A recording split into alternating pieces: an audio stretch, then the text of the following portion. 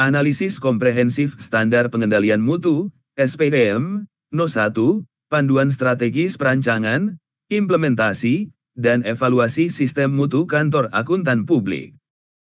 Judul, Ruang Lingkup, dan Penerapan. Nama lengkap, Otoritas, dan Keterterapan Standar. Standar yang menjadi fondasi bagi penjaminan mutu jasa akuntan publik di Indonesia adalah Standar Pengendalian Mutu No. 1, SPM 1, dengan judul resmi, Pengendalian Mutu bagi Kantor Akuntan Publik yang melaksanakan perikatan asurans, audit, review, dan perikatan asurans lainnya, dan perikatan selain asurans.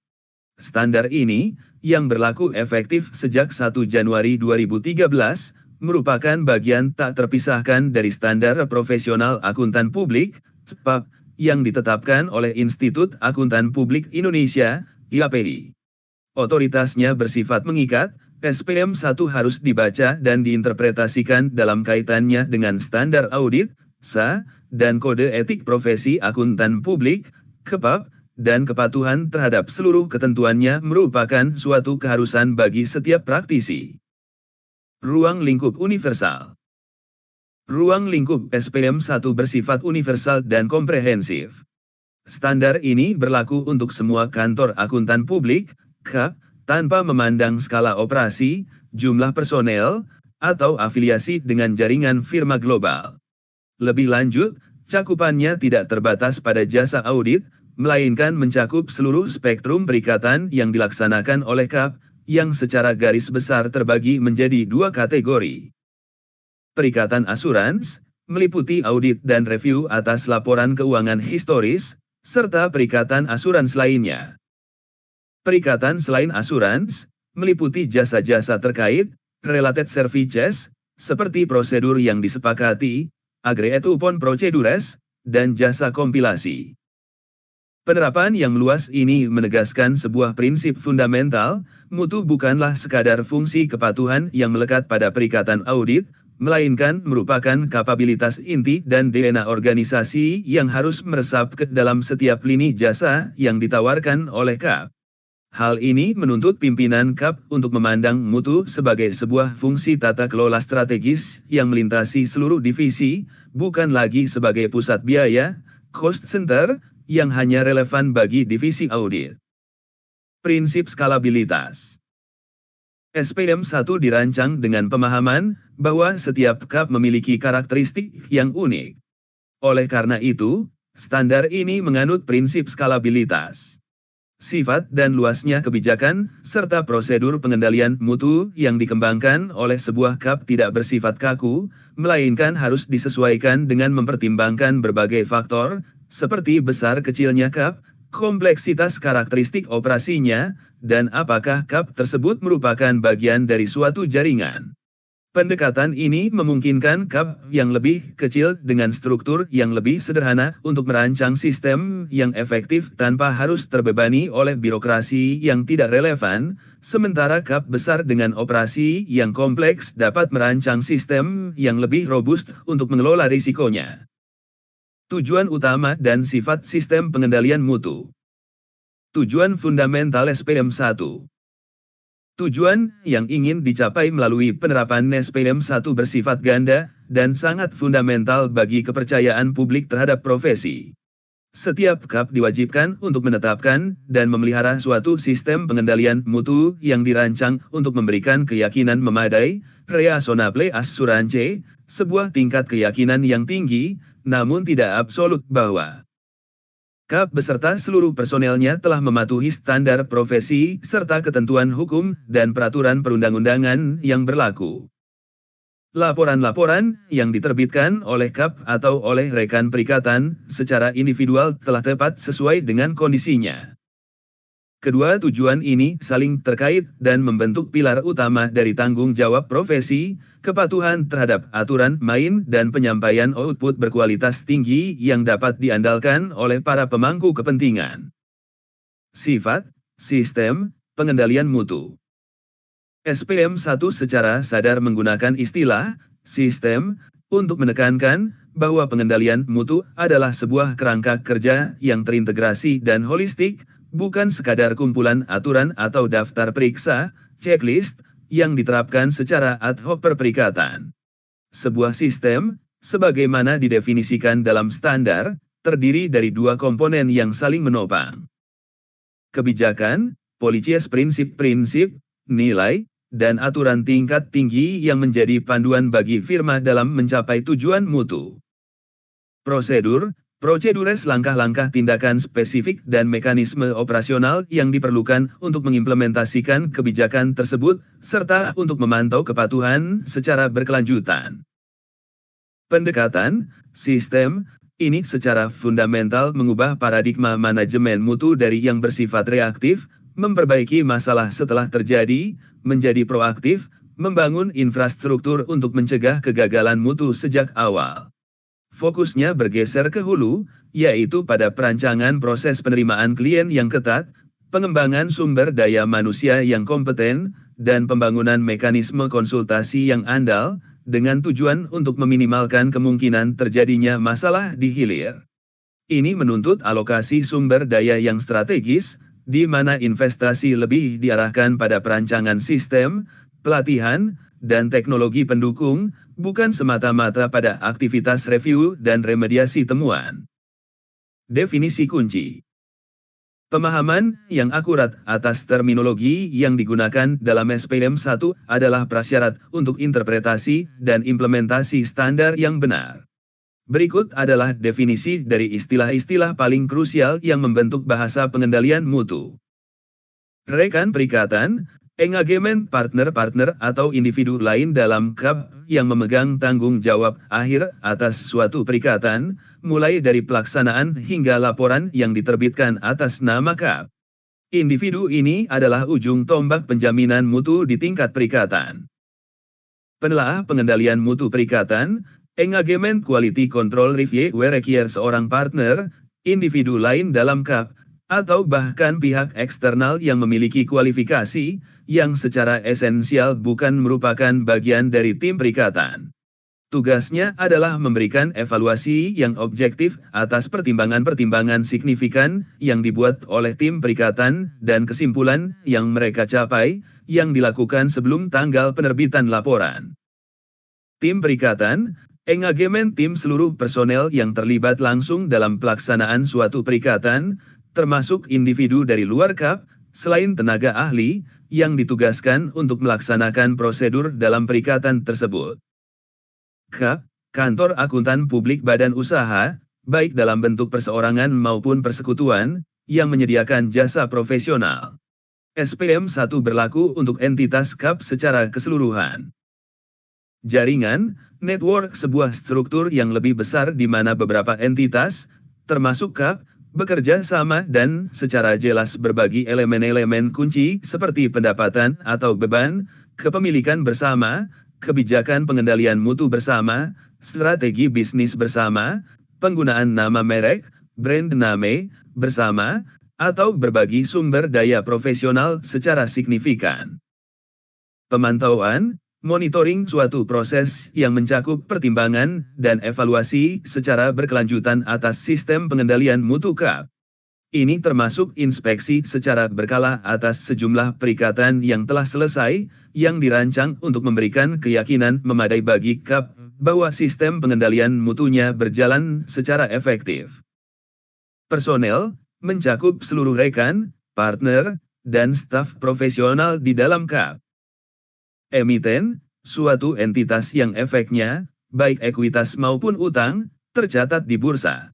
Perikatan audit untuk emiten, secara inheren dianggap memiliki risiko dan kepentingan publik yang lebih tinggi, sehingga dikenakan persyaratan pengendalian mutu yang lebih ketat, seperti kewajiban dilakukannya keyakinan memadai, reasonable assurance tingkat keyakinan yang tinggi, tetapi tidak mutlak. Konsep ini mengakui adanya keterbatasan yang melekat dalam setiap sistem pengendalian, yang berarti risiko kegagalan tidak dapat dihilangkan sepenuhnya. Secara khusus, definisi, penelaah pengendalian mutu perikatan, dan jaringan, menyoroti dua area risiko signifikan bagi KAP modern. Definisi akhir yang mencaratkan penelaah berada di luar tim perikatan adalah pengakuan formal bahwa tim perikatan, seprofesional apapun, rentan terhadap bias atau groupthink. Standar ini secara sengaja membangun mekanisme pertahanan internal terhadap hilangnya objektivitas. Di sisi lain, definisi jaringan yang luas mengindikasikan bahwa risiko mutu dan independensi tidak lagi terbatas pada batas legal entitas KAP itu sendiri. Kegagalan di satu anggota jaringan dapat berimplikasi reputasi dan regulasi bagi anggota lainnya, menuntut adanya manajemen risiko yang melampaui batas-batas firma. Analisis elemen 1, tanggung jawab kepemimpinan atas mutu, Tony et Zetov. Elemen ini adalah fondasi dari seluruh sistem pengendalian mutu. SPM 1 mencaratkan pimpinan puncak KAP untuk memikul tanggung jawab utama dan akhir, ultimate responsibility, atas sistem pengendalian mutu firma. Pimpinan harus menetapkan kebijakan dan prosedur yang secara aktif mempromosikan dan menanamkan budaya internal di mana mutu diakui sebagai nilai yang tidak dapat ditawar, non-negotiable value. Mekanisme penetapan, Tony et Zetov. Penetapan, Tony et Zetov, bukanlah sekadar pernyataan misi di dinding kantor, melainkan harus diwujudkan melalui tindakan dan pesan yang jelas, konsisten, dan berulang. Mekanisme implementasinya mencakup komunikasi aktif. Pimpinan harus secara terus-menerus mengkomunikasikan pentingnya mutu dan keharusan untuk 1. Melaksanakan pekerjaan yang patuh terhadap standar profesi serta ketentuan hukum dan peraturan yang berlaku, dan 2. Menerbitkan laporan yang tepat sesuai dengan kondisinya. Komunikasi ini dapat dilakukan melalui berbagai saluran, seperti sesi pelatihan, pertemuan internal, memo, dan dialog formal maupun informal. Tindakan yang selaras dengan pesan, budaya mutu yang kuat hanya akan terbentuk jika tindakan pimpinan selaras dengan pesan yang disampaikan. 3 area tindakan menjadi sangat krusial. Sistem evaluasi kinerja, kompensasi, dan promosi, sistem insentif dan jenjang karir harus secara eksplisit mengakui, menghargai, dan memberi imbalan atas pekerjaan yang berkualitas tinggi. Ini adalah sinyal paling kuat dari pimpinan mengenai apa yang sesungguhnya dihargai oleh firma. Prioritas mutu di atas pertimbangan komersial, harus ada kebijakan dan praktik yang tegas bahwa pertimbangan komersial seperti tekanan untuk menurunkan fee, menerima klien berisiko demi pendapatan, atau memenuhi tenggat waktu yang tidak realistis tidak boleh mengesampingkan mutu pekerjaan yang dilaksanakan. Alokasi sumber daya yang memadai, pimpinan harus menunjukkan komitmennya dengan menyediakan anggaran dan sumber daya yang cukup untuk pengembangan, dokumentasi, implementasi, dan pemantauan sistem pengendalian mutu. Penanggung jawab operasional. Pimpinan KAP harus menugaskan tanggung jawab operasional atas sistem pengendalian mutu kepada seorang rekan atau individu lain yang memiliki pengalaman, kemampuan, dan yang terpenting, wewenang yang cukup untuk melaksanakan tanggung jawab tersebut secara efektif. Elemen, Tony et Zetov, berfungsi sebagai multiplier efek bagi semua elemen lainnya. Kegagalan pada level pimpinan akan secara sistematis melemahkan seluruh arsitektur pengendalian mutu, tidak peduli seberapa canggih desain elemen-elemen lainnya. Jika pimpinan, melalui sistem kompensasi, lebih menghargai perolehan klien baru dengan fee rendah daripada kualitas teknis, maka para partner dan manajer akan merespons insentif tersebut. Akibatnya, mereka akan cenderung menerima klien berisiko, melanggar elemen 3, menugaskan tim yang kurang berpengalaman untuk menekan biaya, melanggar elemen 4, dan memotong prosedur penting untuk memenuhi tenggat waktu, melanggar elemen 5. Dengan demikian, advokasi terpenting bagi seorang quality and risk partner bukanlah pada detail teknis prosedur, melainkan pada penyelarasan struktur insentif dan evaluasi di tingkat tertinggi dengan tujuan mutu firma. Analisis elemen 2, ketentuan etika profesional yang relevan. KAP wajib menetapkan kebijakan dan prosedur yang dirancang untuk memberikan keyakinan memadai bahwa firma dan seluruh personelnya mematuhi ketentuan etika profesi yang relevan, sebagaimana diatur dalam Kode Etik Profesi Akuntan Publik, KEPAP. Prinsip-prinsip dasar etika yang harus ditegakkan meliputi integritas, objektivitas, kompetensi serta kecermatan dan kehati-hatian profesional, kerahasiaan, dan perilaku profesional. Fokus khusus pada independensi. Di antara semua prinsip etika, independensi memegang peranan sentral dalam perikatan asurans dan menjadi fokus utama dalam SPM 1. Sistem pengendalian mutu KAP harus mencakup kebijakan dan prosedur yang kuat untuk menjaga independensi, yang mampu mengkomunikasikan ketentuan, menyebarkan secara efektif persyaratan independensi kepada seluruh personel dan, jika relevan, kepada pihak lain yang juga wajib mematuhinya, misalnya, personel dalam jaringan KAP. Mengidentifikasi dan mengevaluasi ancaman, memiliki proses yang sistematis untuk mengidentifikasi dan mengevaluasi kondisi dan hubungan yang dapat menciptakan ancaman terhadap independensi, misalnya, ancaman kepentingan pribadi, telaah pribadi, advokasi, kedekatan, dan intimidasi. Menerapkan tindakan pencegahan, melakukan tindakan pencegahan, safeguards, yang tepat untuk menghilangkan ancaman tersebut atau menguranginya ke tingkat yang dapat diterima. Jika tindakan pencegahan yang memadai tidak dapat diterapkan, KAP harus menolak atau mengundurkan diri dari perikatan. Mengelola informasi, memastikan adanya alur informasi yang efektif di mana tim perikatan memberikan data yang relevan kepada firma, dan setiap personel wajib segera memberitahukan kepada firma mengenai kondisi atau hubungan yang dapat mengancam independensi. Menangani pelanggaran, memiliki prosedur yang jelas untuk menangani pelanggaran independensi, yang mencakup pelaporan segera, komunikasi kepada pihak yang relevan, dan penentuan tindakan perbaikan yang tepat. Memperoleh konfirmasi tahunan, sebuah persyaratan wajib adalah, sekurang-kurangnya sekali dalam setahun, KAP harus memperoleh konfirmasi tertulis dari seluruh personel mengenai kepatuhan mereka terhadap kebijakan dan prosedur independensi firma. Mengelola ancaman kedekatan, rotasi menetapkan kebijakan dan prosedur untuk mengurangi ancaman kedekatan, familiarity triad, termasuk keharusan untuk melakukan rotasi rekan perikatan dan penelaah hekyer setelah bertugas dalam suatu perikatan untuk periode waktu tertentu, terutama untuk perikatan yang memiliki kepentingan publik yang tinggi. Sistem kepatuhan etika yang efektif harus bergerak melampaui pendekatan, berbasis aturan, rule-based, yang pasif, menuju pendekatan, berbasis ancaman dan pencegahan, triads and safeguards, yang dinamis dan proaktif. Sebuah daftar periksa, ya tidak, sederhana tidak lagi memadai. Sistem harus mampu mengelola area abu-abu dan situasi yang tidak diatur secara eksplisit.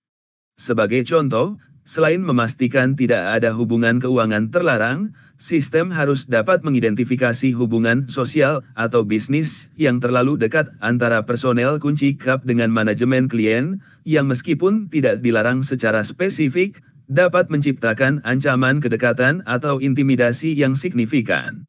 Hal ini menuntut adanya dukungan teknologi, misalnya, basis data relasi, dan, yang lebih penting, pelatihan yang berfokus pada pengembangan pertimbangan profesional, professional judgment, untuk mengenali dan mengevaluasi ancaman secara holistik. Analisis elemen 3, penerimaan dan keberlanjutan hubungan klien dan perikatan spesifik. Proses penerimaan dan keberlanjutan klien berfungsi sebagai gerbang utama pengendalian risiko firma. Keputusan yang keliru pada tahap ini dapat menciptakan risiko yang jauh lebih besar dan lebih mahal untuk dikelola di kemudian hari. SPM 1 mewajibkan KAP untuk menetapkan kebijakan dan prosedur yang memastikan bahwa firma hanya akan menerima atau melanjutkan hubungan dengan klien dan perikatan tertentu jika 3 pilar utama telah terpenuhi.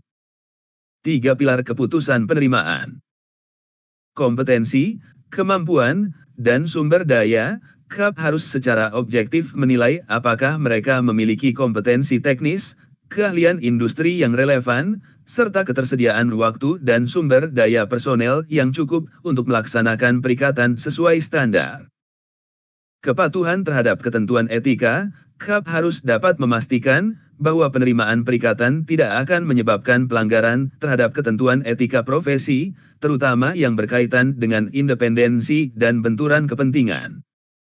Integritas klien, KAP wajib melakukan evaluasi atas integritas calon klien atau klien yang sudah ada. Firma tidak boleh menerima atau melanjutkan hubungan jika terdapat informasi yang mengarahkan pada kesimpulan bahwa klien tidak memiliki integritas yang memadai. Prosedur yang diwajibkan. Untuk menegakkan ketiga pilar tersebut, kebijakan dan prosedur KAP harus mencakup pengumpulan informasi, melakukan prosedur untuk memperoleh informasi yang dianggap perlu sebelum membuat keputusan.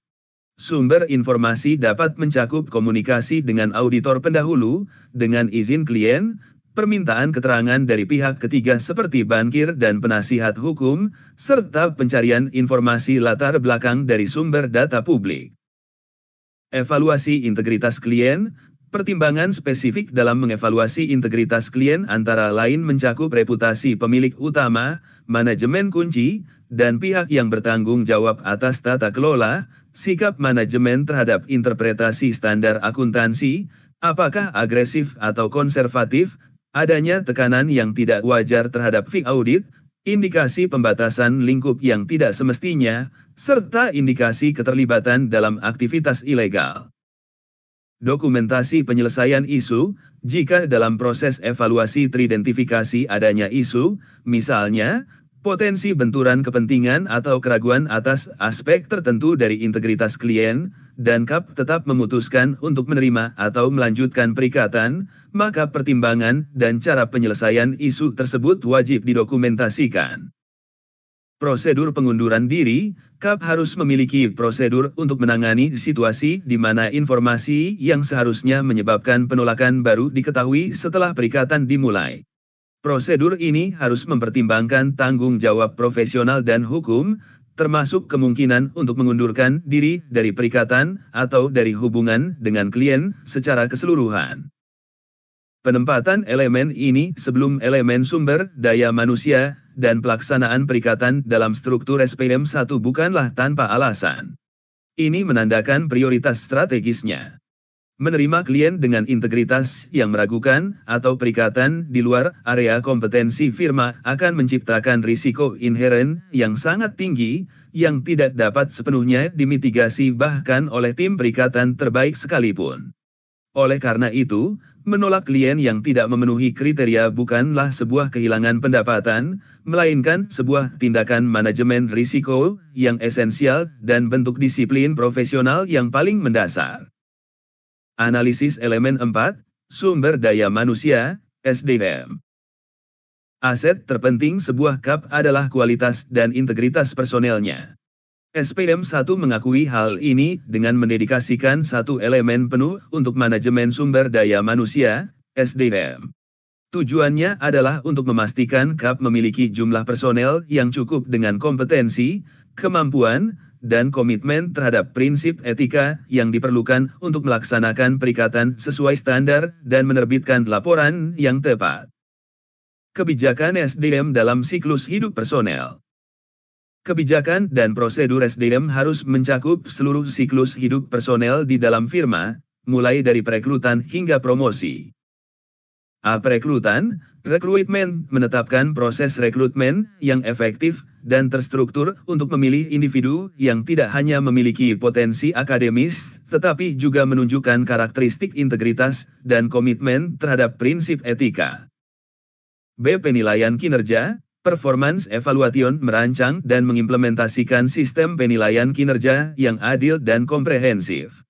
Penilaian ini harus secara eksplisit memasukkan evaluasi atas kualitas pekerjaan, pengembangan kompetensi, dan kepatuhan terhadap kebijakan firma serta etika profesi.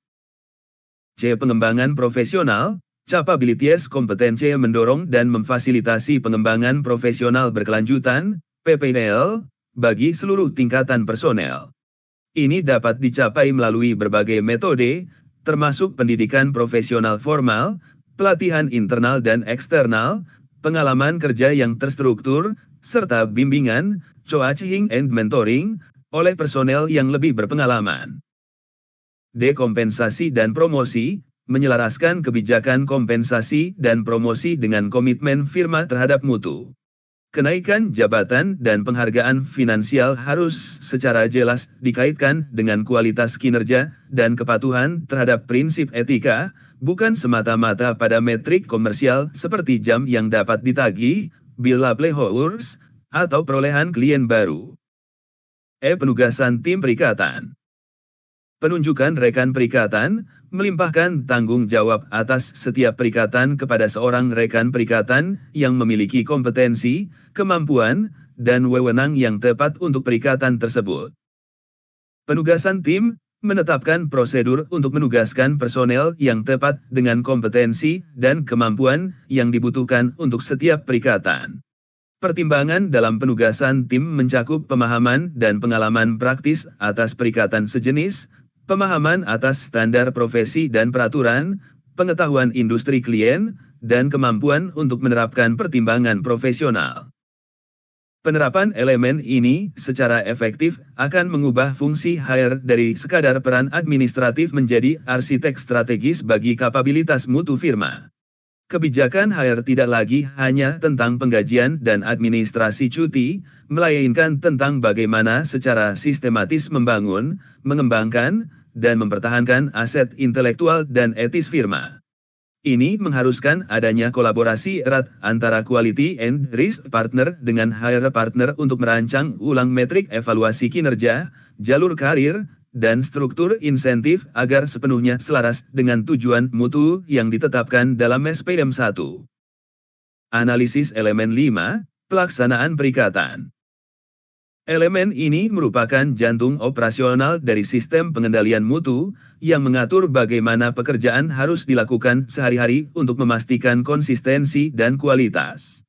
Tujuannya adalah untuk menetapkan kebijakan dan prosedur yang memberikan keyakinan memadai bahwa perikatan dilaksanakan sesuai dengan standar profesi dan peraturan yang berlaku, serta bahwa laporan yang diterbitkan telah tepat sesuai dengan kondisinya.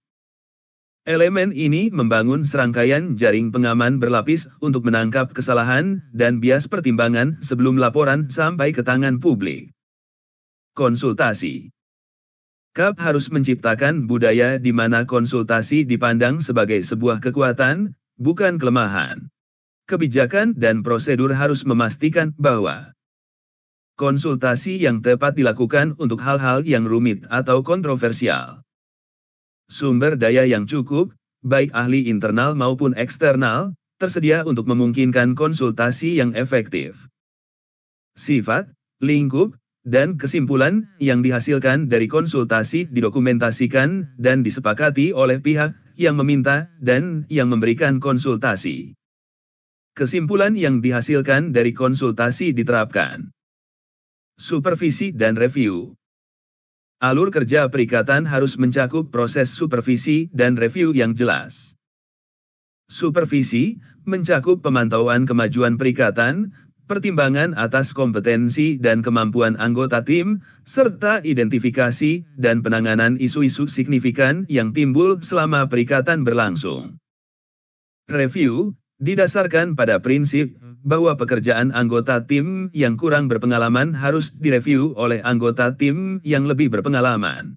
Tujuan review adalah untuk mempertimbangkan apakah pekerjaan telah dilaksanakan sesuai standar, bukti yang diperoleh cukup dan tepat untuk mendukung kesimpulan, dan tujuan prosedur perikatan telah tercapai. Penyelesaian perbedaan pendapat. Konflik profesional tidak dapat dihindari. Oleh karena itu, KAP harus memiliki prosedur yang jelas untuk menyelesaikan perbedaan pendapat yang mungkin timbul di dalam tim perikatan, antara tim perikatan dengan pihak yang dikonsultasikan, atau, yang paling krusial, antara rekan perikatan dengan penelaah pengendalian mutu perikatan. Kebijakan ini harus mensyaratkan dua hal penting. Kesimpulan yang dicapai dari proses penyelesaian harus didokumentasikan dan dilaksanakan. laporan perikatan tidak boleh diberi tanggal hingga hal yang menjadi perbedaan pendapat tersebut terselesaikan. Ini adalah mekanisme kontrol yang sangat kuat. Penelaahan pengendalian mutu perikatan, EKIR. EKIR adalah jaring pengaman terakhir dan paling kuat, terutama untuk perikatan dengan risiko tinggi. Kewajiban EKIR wajib dilakukan untuk semua audit atas laporan keuangan emiten. Selain itu, KAP harus menetapkan kriteria sendiri untuk menentukan perikatan non-emiten lain yang juga harus melalui EKIR karena adanya risiko yang tidak biasa atau keterlibatan kepentingan publik yang signifikan. Kelayakan penelaah EKIR, penelaah harus memiliki kualifikasi teknis, pengalaman, dan wewenang yang memadai.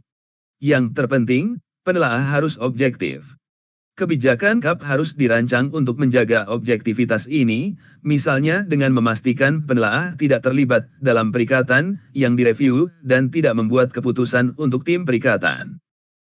Proses dan waktu EKIR menyediakan evaluasi objektif atas pertimbangan signifikan yang dibuat tim dan kesimpulan yang dicapai dalam laporan. Prosesnya mencakup diskusi dengan rekan perikatan, penelaahan atas dokumentasi perikatan kunci, dan evaluasi atas kesimpulan akhir. Sama seperti penyelesaian perbedaan pendapat, laporan perikatan tidak boleh diberi tanggal sebelum proses EKIR selesai. Dokumentasi EKIR. Proses EKIR harus didokumentasikan secara memadai, yang menunjukkan bahwa prosedur telah dilaksanakan, penelaahan telah selesai pada atau sebelum tanggal laporan, dan penelaah tidak mengetahui adanya hal-hal signifikan yang belum terselesaikan. Keberadaan mekanisme-mekanisme ini, terutama persyaratan, larangan penerbitan laporan, sebelum isu krusial terselesaikan, memiliki implikasi signifikan pada manajemen proyek perikatan. Perencanaan audit harus secara eksplisit mengalokasikan waktu dan sumber daya yang cukup untuk proses review, konsultasi, dan EKIR. Proses-proses ini tidak dapat dianggap sebagai formalitas di menit-menit terakhir, melainkan merupakan fase kritis yang harus dijadwalkan dan dilaksanakan dengan cermat. Analisis elemen 6, pemantauan, monitoring. Jika elemen-elemen sebelumnya berfokus pada perancangan dan pelaksanaan sistem, maka elemen pemantauan berfokus pada evaluasi, apakah sistem yang telah dirancang benar-benar berjalan sebagaimana mestinya. Pemantauan adalah mekanisme umpan balik dan pembelajaran organisasi yang memungkinkan sistem pengendalian mutu untuk berevolusi dan beradaptasi. Tanpa pemantauan yang efektif, sistem akan menjadi dokumen statis yang kehilangan relevansinya seiring waktu. Tujuan utama pemantauan adalah untuk menetapkan suatu proses yang memberikan keyakinan memadai bahwa kebijakan dan prosedur yang berkaitan dengan sistem pengendalian mutu sudah relevan, memadai, dan beroperasi secara efektif. Proses pemantauan. Proses pemantauan harus mencakup evaluasi berkelanjutan, pertimbangan dan evaluasi yang terus-menerus atas relevansi sistem pengendalian mutu, misalnya terhadap perubahan standar profesi atau struktur organisasi KAP. Inspeksi periodik, pelaksanaan inspeksi secara berkala atas perikatan yang telah selesai. SPM 1 mensyaratkan inspeksi atas sekurang-kurangnya satu perikatan yang telah selesai untuk setiap rekan perikatan dalam satu siklus inspeksi, misalnya, siklus 3 tahunan. Objektivitas pelaksana, tanggung jawab atas proses pemantauan harus diberikan kepada individu yang memiliki pengalaman dan wewenang yang cukup. Pentingnya objektivitas ditekankan kembali, personel yang melaksanakan inspeksi atas suatu perikatan tidak boleh terlibat dalam pelaksanaan perikatan tersebut atau dalam proses EKIR-nya. Evaluasi, komunikasi, dan perbaikan atas kelemahan. Setelah defisiensi diidentifikasi melalui proses pemantauan, KAP harus mengevaluasi dampak, menentukan apakah defisiensi yang ditemukan bersifat insidental atau merupakan indikasi adanya kelemahan yang sistemis, berulang, atau signifikan yang memerlukan tindakan perbaikan segera. Mengkomunikasikan temuan, mengkomunikasikan defisiensi yang ditemukan beserta rekomendasi tindakan perbaikan kepada rekan perikatan yang relevan dan individu lain yang tepat dalam KAP. Melakukan tindakan perbaikan, rekomendasi untuk tindakan perbaikan dapat mencakup satu atau lebih hal berikut. A. Tindakan perbaikan atas perikatan atau personel individual. B. Komunikasi temuan kepada pihak yang bertanggung jawab atas pelatihan. C. Perubahan atas kebijakan dan prosedur pengendalian mutu. Dan D. Pengenaan sanksi indisipliner bagi mereka yang gagal mematuhi kebijakan firma. Pelaporan kepada pimpinan, mengkomunikasikan hasil pemantauan sistem pengendalian mutu secara keseluruhan kepada para rekan perikatan dan pimpinan KAP, sekurang-kurangnya sekali dalam setahun. Penanganan keluhan dan tuduhan. Sebagai bagian dari proses pemantauan, KAP harus menetapkan kebijakan dan prosedur untuk menangani secara tepat keluhan dan tuduhan, baik dari sumber internal maupun eksternal, mengenai kegagalan KAP dalam mematuhi standar profesi atau peraturan. Tuduhan atas ketidakpatuhan terhadap sistem pengendalian mutu KAP itu sendiri. Proses ini harus mencakup penetapan saluran yang jelas bagi personel untuk menyampaikan hal-hal yang menjadi perhatiannya tanpa rasa takut terhadap tindakan balasan, whistleblowing channel. Proses pemantauan menciptakan sebuah siklus perbaikan berkelanjutan yang mirip dengan siklus plano check-up, PDCA. Sistem dirancang, plan, diimplementasikan, dievaluasi melalui pemantauan, cek, dan kemudian diperbaiki berdasarkan temuan.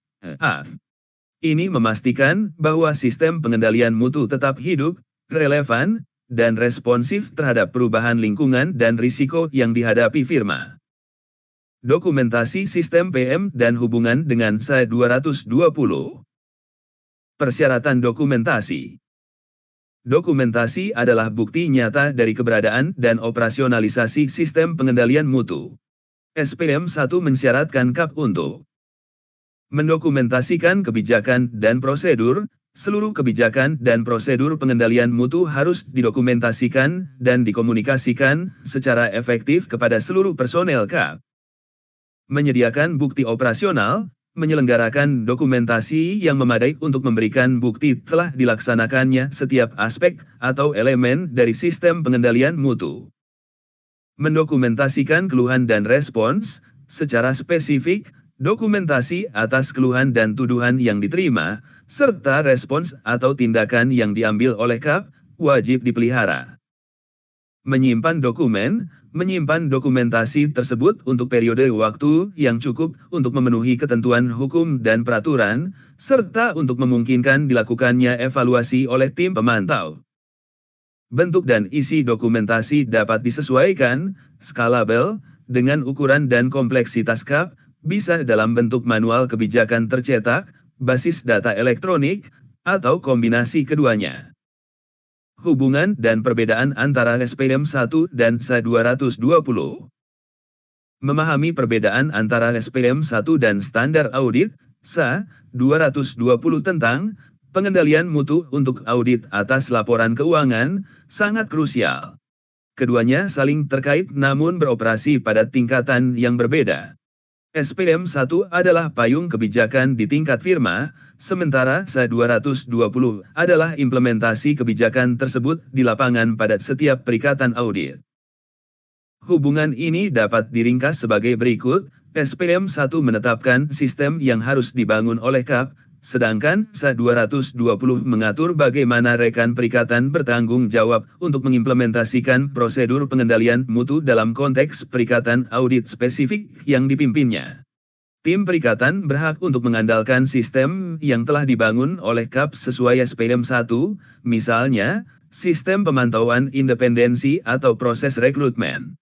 Sebaliknya, temuan atau kegagalan di tingkat perikatan, yang diatur dalam SA 220, seringkali menjadi masukan penting bagi proses pemantauan di tingkat firma, SPM 1, untuk mengidentifikasi kelemahan sistemik.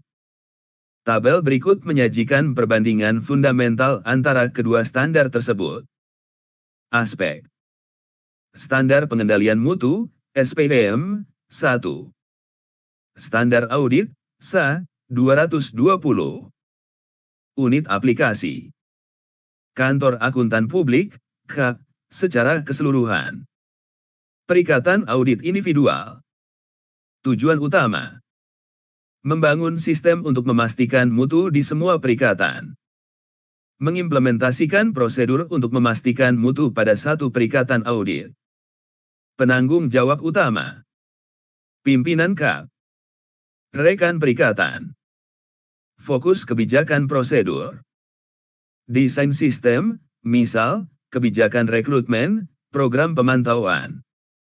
Penerapan sistem, misal, penugasan tim, supervisi review pekerjaan. Contoh output. Manual pengendalian mutu KAP. Kertas kerja audit yang lengkap dan laporan auditor yang tepat. Pandangan ke depan, menuju sistem manajemen mutu berbasis risiko. SPM 1, yang didasarkan pada standar internasional ISKI C1, telah menjadi landasan yang kuat. Namun, lanskap profesi global telah bergerak maju. International Auditing and Assurance Standards Board, IAS, telah menerbitkan serangkaian standar manajemen mutu baru, terutama International Standard on Quality Management, ISKI-M, 1, yang menggantikan ISKI C1. IAPI saat ini sedang dalam proses mengadopsi ISKI-M 1 menjadi standar manajemen mutu, SMM, 1 di Indonesia, yang ditargetkan selesai pada akhir tahun 2024. Pergeseran paling fundamental dari ISKI C1 ke ISKI-M 1 adalah dari pendekatan berbasis elemen, elements-based, menjadi pendekatan berbasis risiko, risk-based approach. ISKI-M 1 mewajibkan KAP untuk secara proaktif menetapkan tujuan-tujuan mutu, quality objectives, mengidentifikasi dan menilai risiko-risiko, quality risks, yang dapat menghalangi pencapaian tujuan tersebut. Merancang dan mengimplementasikan respons untuk memitigasi risiko-risiko yang telah diidentifikasi.